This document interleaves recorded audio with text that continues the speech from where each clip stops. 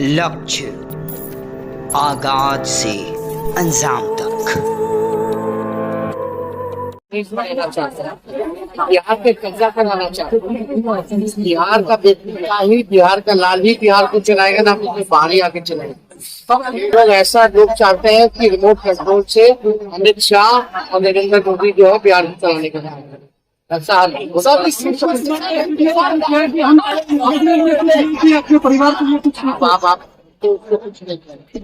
बिहार को लेकर top state में आता है क्राइम के मामले में बिहार है, यूपी के बाद बिहार है। टॉप 5 सब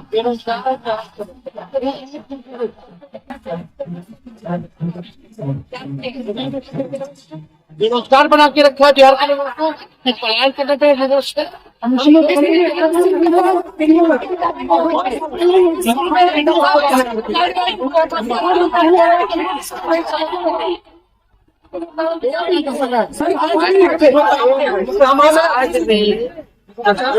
दो दिन पहले किसका प्रति कोई गिरफ्तारी हुई, कोई कार्रवाई हुई, किसका प्रति इन अपराधियों को कौन सा रक्षण देता है?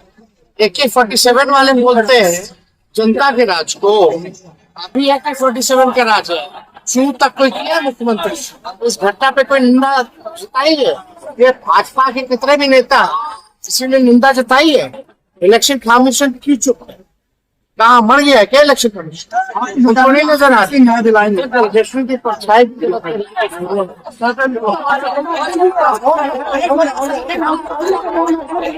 इंडिया वाले कह रहे हैं कि आटो की आटो हम लेंगे सीट। सब झूठा लोग है, बात का सुनते हैं। सब झूठा है, सब झूठा है, सब झूठा, सब फनौट का एगो पार्टी है, एगो चोर सबका गिरोह है कि तुम इधर झूठ बोलो जाके, हम उधर झूठ। चौधरी जी को भी हराने के लिए पूरा एकदम खेमा लग चुका है। चौधरी जी लोग सहारे गए हैं मंगल पंडित से। चौधरी जी को हराने वाला कोई नहीं है।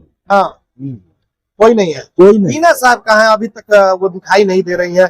लगभग 3 रोज बच चुके हैं। और मीना साहब स्टार प्रचारक है, अच्छा, अपने जाएंगे और घूमेंगे। अब जी हाँ, अभी टाइम बचा है, घूमेंगे। अच्छा, आज तो तेजस्वी यादव ने भी माला पहना दिया उसामा साहब। बिल्कुल, जनता ने पहना दिया। तेजस्वी जी को छोड़िए ना, ये तो हम लोग के नेता है, लेकिन जनता ने पहना दिया। उनको तो पहनाना ही था।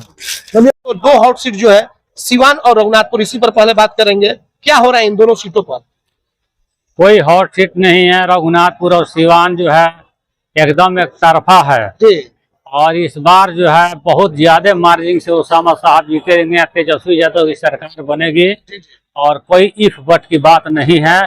इस समय सारे नौजवान, युवक, किसान, बेरोजगार जितने लोग हैं, गरीब, गुरबा, अति पिछड़ा के लोग, सभी लोग मूड बना चुके हैं।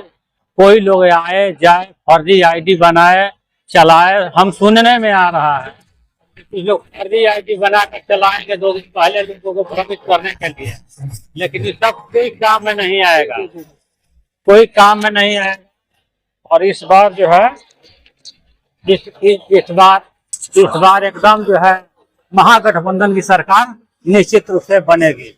लेकिन बड़े बड़े जो बीजेपी के नेता रहे, चाहे जोगी जी हो या फिर बहुत सारे लोग हैं, वो लोग तो सीधा कह रहे हैं भाई AK-47 चलता है सिवान में, उसके बाद से माफिया राज नहीं आने देंगे। बहुत सारी बातें हो रही हैं। आप तो क्या इसी पर अब चुनाव होगा क्या?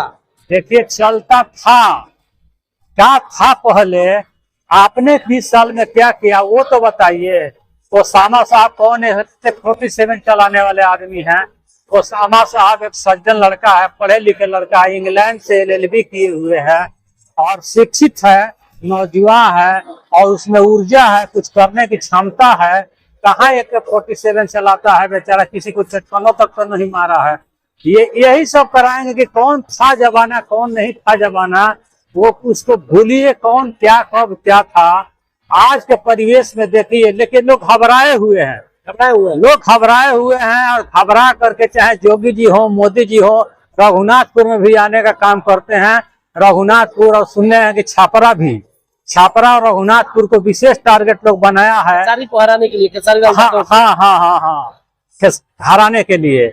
इसलिए कि वो लोग जानता है ये लोग हारने वाले नहीं हैं और ये लोग जो है एकदम वो लोग का जमानत जब्त कराने वाले आदमी हैं। इसीलिए उन लोग के दिल में बड़ा डर है, भय बना हुआ है और उसी भय के कारण जो है वो लोग घबराहट में ऐसी बात बोल रहे हैं और लोग आ रहे हैं, सभा कर रहे हैं और क्या बोलते हैं नहीं बोलते हैं उससे कोई मतलब नहीं है। जनता मन बना चुकी है, जनता मालिक है, जनता जनार्दन ने इस बार मन बना लिया है कि महागठबंधन के हम लोग वोट देंगे और महागठबंधन की सरकार बनाएंगे। आपकी पार्टी में रहने वाले कार्यकर्ता जो कि हिना साहब और मोहम्मद शहाबुद्दीन साहब के परिवार के काफी बेहद करीबी माने जाते थे, हनी वर्मा, नूतन वर्मा को जिनको आप लोगों ने चुनाव लड़वाया था गोरियाकोटी से, आज उनके जो बेटे हैं हनी वर्मा वो बीजेपी में शामिल हो गए हैं गोरियाकोटी में, क्या कहेंगे? सवाल है कि देखिए वो चाहते थे टिकट हमको गोरियाकोटी में मिले लड़ने के लिए और टिकट नहीं मिला तो वो अपना सोचेंगे विकल्प कि हम कहीं जाएं वहां कुछ मिल जाए, लेकिन अब जहां जाने से उनको कुछ मिलता है तो हम लोग को क्या हर्जा है। उनको आने या जाने से एक व्यक्ति जाएगा आएगा, उससे पूरा समाज तो नहीं जाएगा। हाँ थे हम लोग के साथ में थे, मुन्ना वर्मा भी थे, बेचारे आज दुनिया में नहीं है।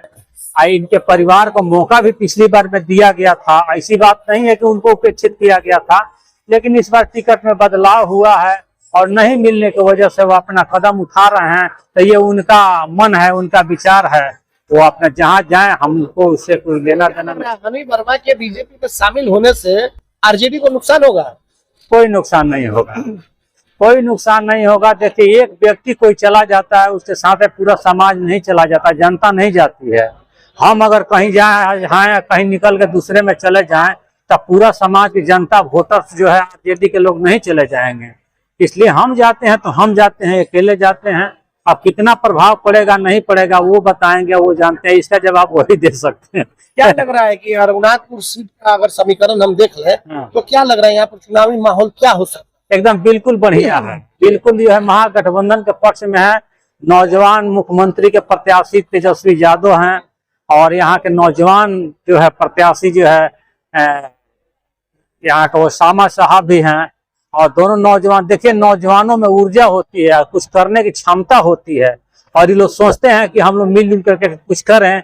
इसलिए जितने नौजवान हैं, खास करके नौजवान लोग, बेरोजगार लोग, शिक्षित पढ़े लिखे लोग, सभी लोग चाहते हैं कि नौजवान को मौका मिलना चाहिए और इनके पक्ष में सब लोग गोलबंद है।